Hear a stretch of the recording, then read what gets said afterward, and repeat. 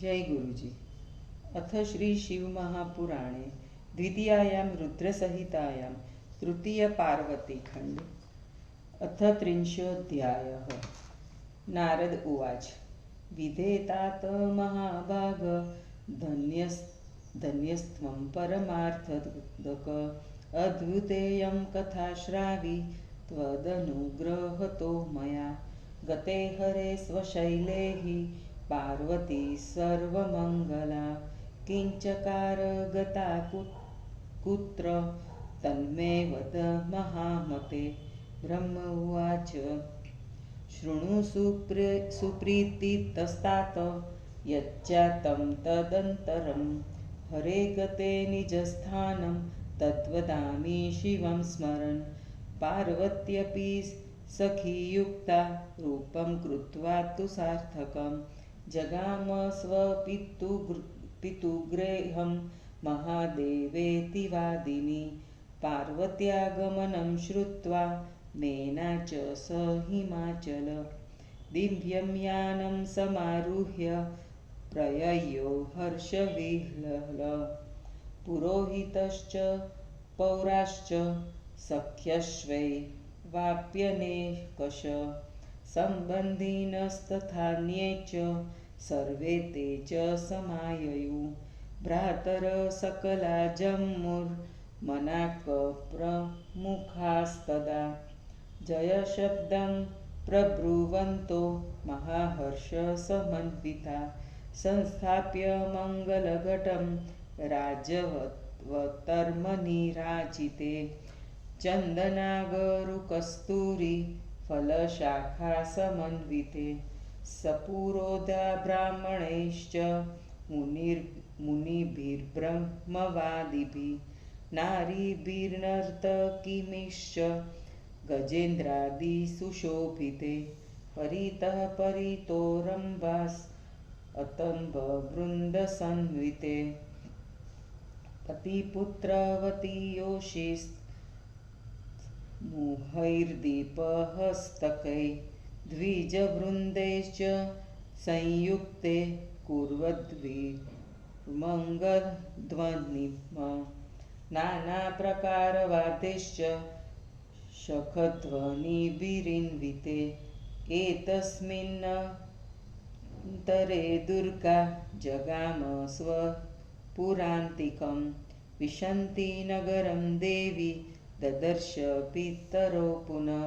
सुप्रसन्नो प्रधावन्तो हर्षविह्वलमानसो दृष्ट्वा काली सुप्रहष्टा स्वालिभिः प्रणनामतो।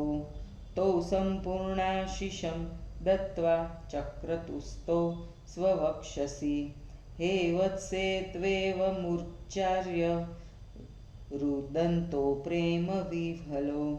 ततः स्वकीया अप्यस्या अन्या नार्योऽपि सम्मुदा भ्रातृस्त्रियोऽपि सुप्रीत्या दृढालिङ्गनमादधु। साधितं हि त्वया सम्यक् सुकार्यकुलतारणम् त्वत्सदाचरणेनापि पवितास्माखिला वयम् इति सर्वे सुप्रशंस्य प्रणेमुस्तां प्रहर्षिता। चन्दनैः सुप्रसूनैश्च समानर्चुशिवा मुदा। तस्मिन् वसरे देवा विमानस्था मुदाम्बरे पुष्पवृष्टिं शुभां चक्रुन्त्वा तां तुष्टुवुस्तवै। तदा त्वां च रथे स्थाप्य सर्वे शोभान्विते वरे पुरं प्रवेशयामासु सर्वे विप्रादयो मुदा। अथ विप्रा पुरोधाश्च सख्योऽन्याश्च स्त्रियः शिवं गृहं प्रवेशयामासुर्बहुमानपुरःसरं। स्त्रियो निर्मिच्छनं चक्रुर्विप्रायुजुराशिषः। हिमवान्मेनका माता मुमोदाति मुनीश्वर स्वाश्रमं सफलं मेने कुपुत्रात् पुत्रिका वरा। हिमावारान् हिमावारान्रदं त्वाश्च संस्तुवन साधु साध्विति ब्राह्मणेभ्यश्च बन्दिभ्य पर्वतेन्द्रोदनं ददौ मङ्गलं पाठयामास सद्विभेज्यो महोत्सवम् एवं स्वकन्यया हृष्टो पितरो भ्रातरस्तथा जामयश्च महाप्रीत्या समुपुप्राङ्गणे मुने ततः स हिमवांस्तात् सुप्रहष्ट प्रसन्नति सम्मान्य सकलान् प्रीत्या स्नातुं गङ्गा जगामः एतस्मिन्नन्तरे शम्भु सुलीलो भक्तवत्सल सुनर्तकनटो भूत्वा मेनकासन्निधिं ययौ शृङ्गं वामे करे धृत्वा दक्षिणे डमरुं तथा पृष्ठे कण्ठा रक्तवासा नृत्यगानविशारद ततः सुनटरूपोऽसौ मेनकाप्राङ्गणे मुदा चक्रे सुनृत्यं विविधं गानं चातिमनोहरं शृङ्गं च डमरुं तत्र वादयामास सुध्वनिं महतीं विविधां तत्र स चकार मनोहरां तान् द्रष्टुं नागरा सर्वे पुरुषाश्च स्त्रियस्तथा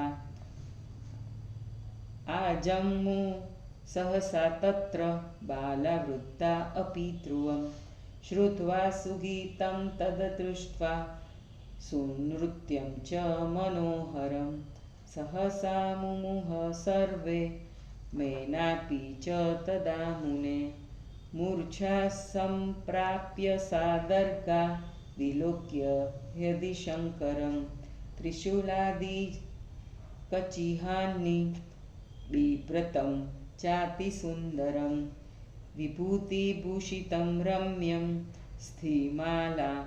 स्थिमालासमन्वितं त्रिलोचनोज्ज्वलद्वक्त्रं नागयज्ञोपवीतकं वरं वृष्वित्युक्तवन्तं गौरवर्णमहेश्वरं दीनबन्धुदयासिन्धु सर्वथा सुमनोहरं हृदयस्थं हरं दृशं सा प्रणनामतं वरं वव्रे मानसं हि पतिर्मे त्वं भवेति च वरं दत्त्वा शिवां चाथ तादृशं प्रीतितो हृदा अन्तर्धाय पुनस्तत्र सूननर्त स भिक्षुक ततो मेनासुरत्नानि स्वर्णपात्रस्थितानि च तस्मै दातुं ययो प्रीत्या तद्रुति प्रीतिमानसा तानि न स्विचकारासौ भिक्षां याचे शिवां च तां पुनः सुनृत्यं गानश्च कौतुकात् कर्तुमुद्यत मेना तद्वचनं श्रुत्वा चूकोपाति सुविस्मिता भिक्षुकं भर्त्सयामास बहिष्कर्तुमियेषसा एतस्मिन्नन्तरे तत्र गङ्गातो गिरिराययो ददर्श पुरतो भिक्षुं प्राङ्गणस्थं नराकृतिं कृत्वा मेनामुखाद्वृत्तं तत्सर्व सुचुकोपस आज्ञां चकारानुचरा बहिष्कर्तुच्यन्तनट्टम महाग्निमिव दुःस्पर्शं प्रज्वलन्त सुतेजसं न शशाक बहिष्कर्तु कोऽपि तं मुनिसत्तम ततः स भिक्षुकस्तात् नानालीलाविशारद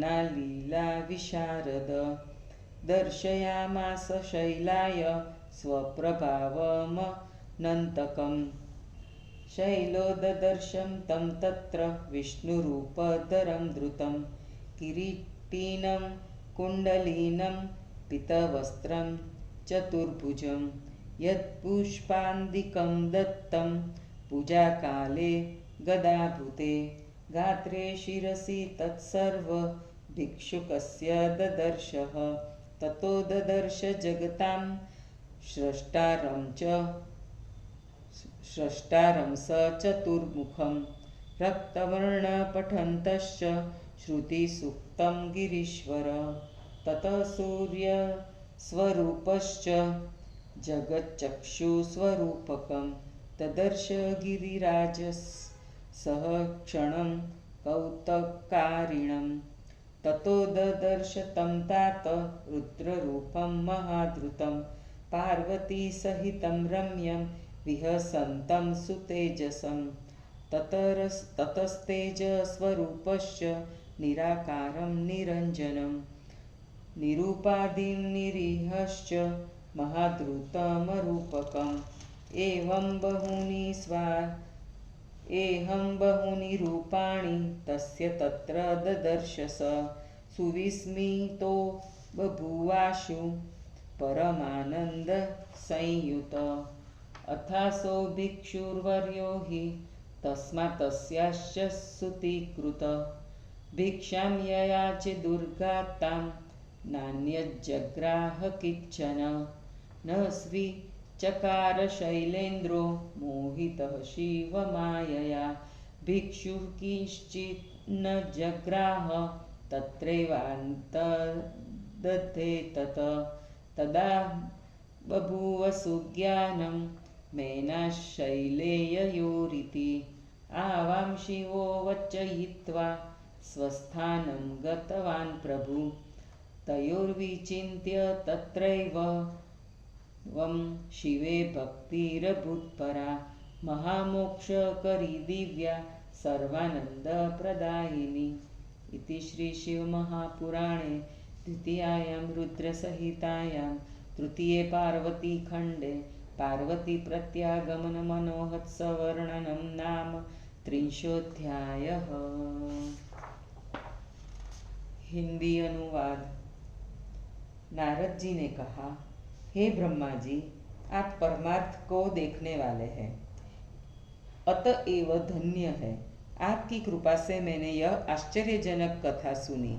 हे महामती, शिवजी के हिमालय पर चले जाने पर सर्वमंगला पार्वती कहाँ गई और उसने क्या किया, आप कहिए।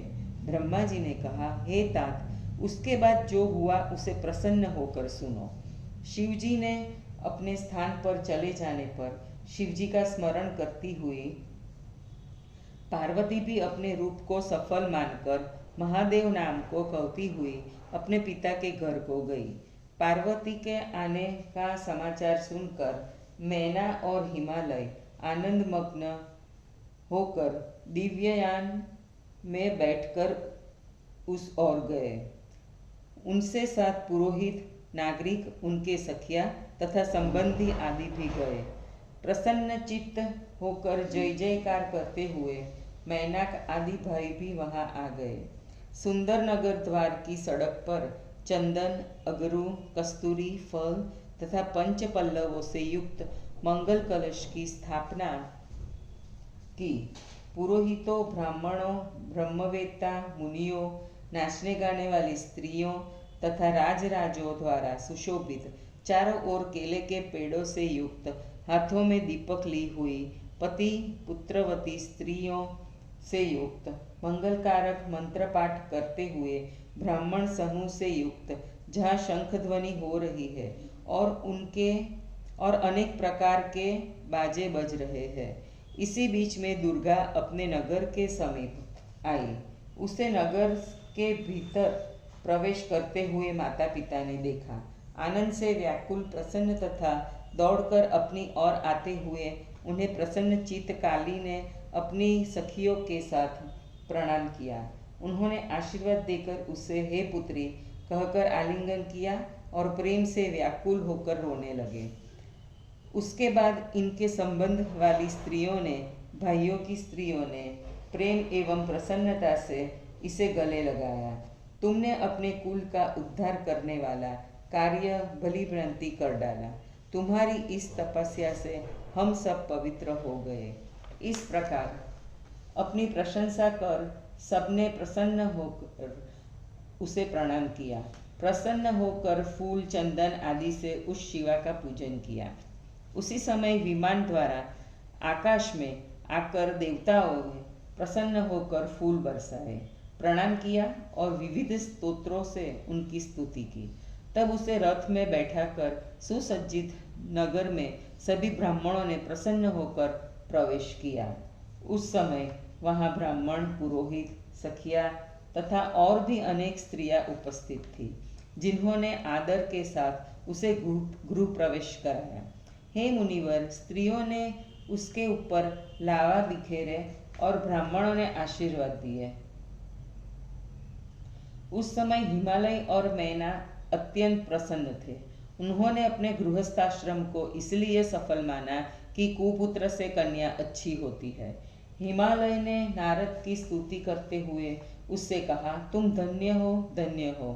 गिरिराज ने उस समय सूत, मागध तथा बंदीजनों को धन दिया तथा ब्राह्मणों से मंगल पाठ और उत्सव करवाया।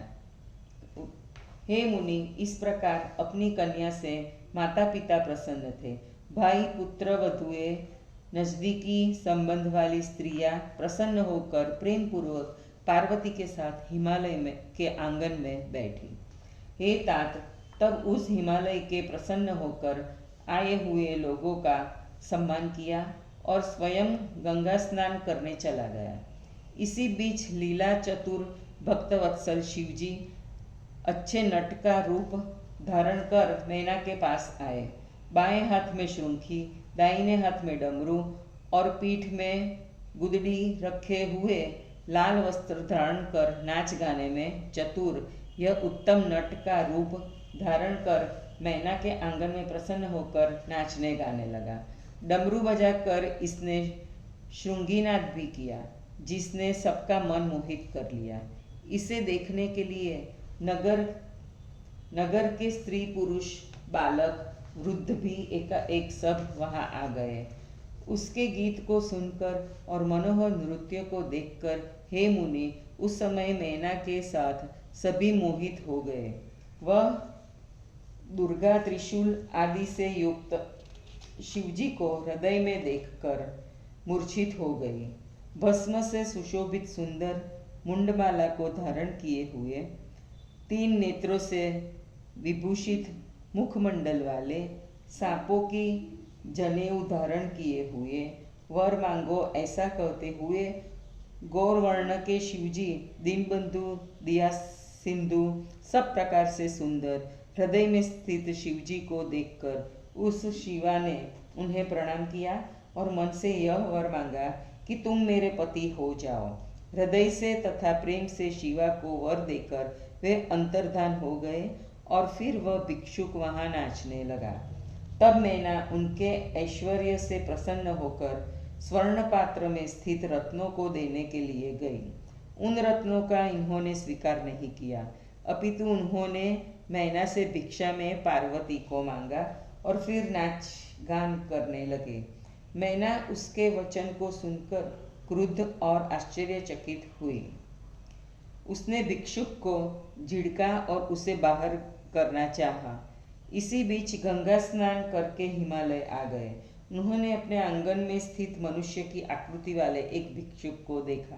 मैना के मुख से समाचार सुनकर वह क्रोधित हुआ और उसने नौकरों को आदेश दिया कि इस नट को बाहर करो। हे मुनिवर, जलती हुई आग से सदृश छूने के अयोग्य तेज से युक्त उस नट को कोई बाहर नहीं कर सका। हे तात, अनेक लीला कुशल उस नट ने हिमालय को अपना अनंत प्रभाव दिखलाया। हिमालय ने उन्हें तत्काल विष्णु रूपधारी, किरीट, कुंडल, पीतवस्त्र तथा 4 हाथों से युक्त देखा। जो पूजा काल में उसने विष्णु को फूल चढ़ाए थे, वे सब उनके सिर से शरीर में दिखलाई दिए। तब उस गिरिराज ने उन्हें 4 मुख वाले, लाल वर्ण वाले ब्रह्मा के रूप में देखा, जो वेद मंत्रों को पढ़ रहे थे। उसके बाद गिरिराज ने उन्हें आश्चर्यकारक संसार के नेत्र रूपी सूर्य जैसा क्षण भर में देखा। हे तात, उसके बाद हिमालय ने उन्हें आश्चर्यकारक पार्वती सहित प्रसन्न तथा तेजस्वी शिव रूप में देखा। फिर तेज स्वरूप निराकार, निरंजन, निरूपाधि, इच्छा रहित, आश्चर्यजनक तथा अरूप देखा। इस प्रकार उनके अनेक रूपों को देखकर आश्चर्यचकित होकर हिमालय आनंदित हुआ। तदंतर इस श्रेष्ठ भिक्षुक ने उससे उसकी कन्या को भिक्षा के में मांगा और उसने कुछ भी नहीं लिया। शिवजी भी माया से मोहित होकर गिरिराज ने उस प्रस्ताव को स्वीकार नहीं किया। उसके बाद बिना कुछ लिए ही भिक्षुक वही अंतर्धान हो गया। तब मैना और गिरिराज को ज्ञान हुआ कि हम दोनों को ठग कर भगवान शिवजी चले गए। यह विचार कर उन दोनों के मन में शिवजी के प्रति मोक्ष देने वाली तथा आनंद देने वाली उत्कृष्ट भक्ति उत्पन्न हुई। जय गुरु जी।